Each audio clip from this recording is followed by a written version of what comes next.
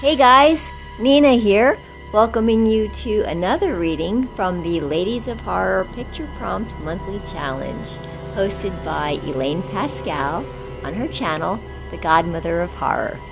If you'd like to read along or read previously published pieces, please visit spreadingthewritersword.com or ladiesofhorror.com. In the meanwhile, enjoy the reading. Mirror of Men by Donna J.W. Munro. Come on, Laurel, he said, cheeks red and his eyes swimming but full of interest. I'd worn the red dress to catch his eyes, sure. I tipped my head shyly but smiled into my compact mirror, knowing exactly how this was going to go. I don't know.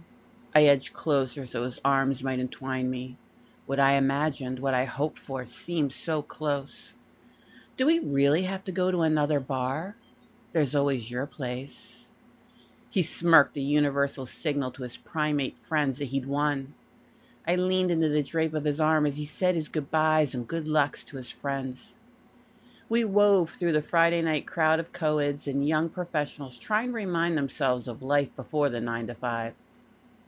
I'll call an Uber, I said, texting Julia, my bestie, who'd have her own turn next Friday.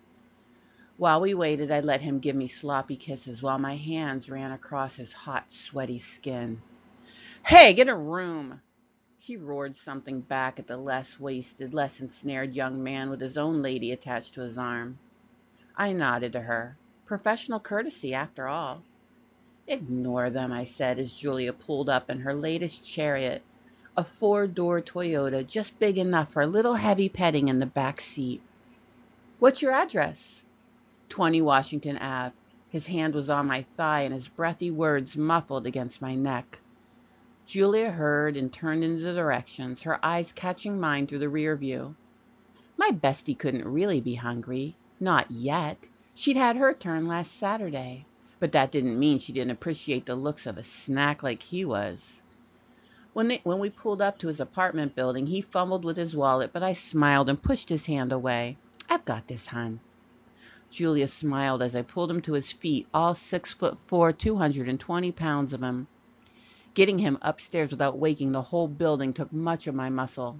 As strong as I was, he was loud and stumbly. I hoped his neighbors were used to him moaning and groaning. This one's me, he fumbled with his pocket for keys. Inside was a matchstick existence. Expensive gaming chair and crappy dining table. Fridge full of beer and old lunch meat. Bathroom so splattered with urine it was more a litter box. And bed with thin sheets, unwashed as long as he'd been living on his own. The thought of all the women who'd come before me staining the cotton threads with their essence thrilled me, even as he fell across the bed. Dance for me, baby, he mumbles, fingers tangling in his belt and buckle. Soon, babe, I said, pulling ropes from my Hermes bag. It doesn't take long to truss up a drunk pig when they think it's part of foreplay.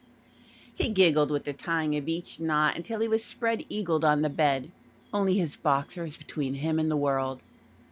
He grinned, though I knew it wouldn't last. Guys like him have never been out of control.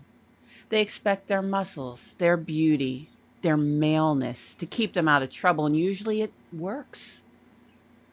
Don't leave me hanging. His voice was less bleary, more lusty. Good. I preferred my men aware, even if it meant they were louder. How did these beings come to dominate the world? I snickered as I thought about all they'd done and not done. I didn't feel like I owed him my "men are really from Mars and women are an entirely different speech.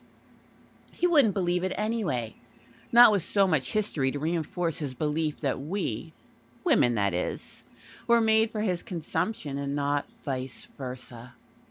I did owe him something, though, didn't I? There's a spark in us, I told him as I unbuttoned my top. Most women are told that something shameful burns in us. Once my buttons were loosed, I let the shirt fall away and started in on the bra underneath. Yeah, baby, shameful, he growled, eyes full of my skin. When the bra dropped away, I began to tug at my seams. The seal was tricky, but it began to soften as I circled him. We aren't of you. We are your natural mirror, even if you've forgotten. Clearly, it didn't matter what I was saying because he liked the look of my bare breasts more than the meaning of my explanation. Too bad. There was something so satisfying about the apex predator realizing that he's the prey. He was swimming in his own lust, frustrated by the wait to take the prize he'd wanted so desperately. When my false breast vest fell open at the seam, revealing the surgical weaponry I'd stowed within, something in him cracked. He laughed. What the hell? Poor dumb animal. How could they know? Every time we stared in a mirror, we shared information with our entire sex. Every single time one of us achieved a true burn, releasing from the shackles of Eve, we were there to arm, train, and celebrate our sister in her liberation. Our advanced empathetic weaponry paired with our innate ability to camouflage our dominance serves us well. Why wouldn't we eat the lesser predator? The knife glints in my vest brightly, winking at him as he finally understood. He screamed as I pulled out the bone saw. The red dress hid the stains of my work when Julia came to get me and my bags of groceries. Saved you some. I handed her a piece of his liver I'd fried to hold me over. Yum, she said, popping it in her mouth and turning the car back toward home. She smiled at me through a glance in the mirror. I smiled back. We all smiled.